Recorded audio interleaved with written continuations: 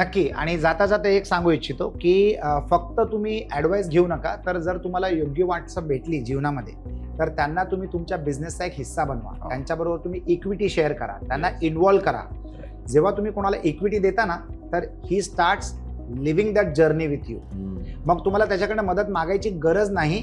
ती व्यक्ती स्वतः तुमच्याकडे रिसोर्सेस आणून जोडत जाणार, कारण त्यांना माहिती आहे की संस्थेचं जर व्हॅल्यू वाढलं तर ऑटोमॅटिकली त्यांना मिळालेली जी इक्विटी आहे ती व्हॅल्युएबल होऊन जाते. ॲडवायझरी स्टेक म्हणतो आपण. ॲडवायझरी स्टेक किंवा स्वेट इक्विटी किंवा मार्गदर्शक इक्विटी, तुम्ही काही म्हणू शकता त्याला, पण you try to make them a part of your journey.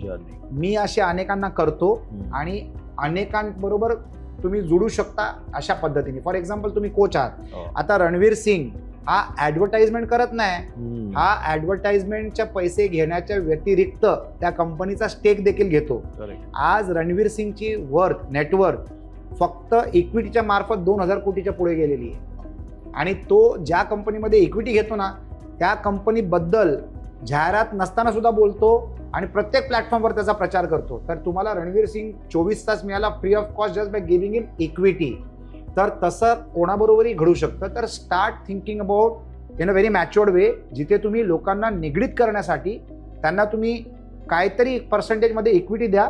Make them a part of your journey so that they take the responsibility of your growth.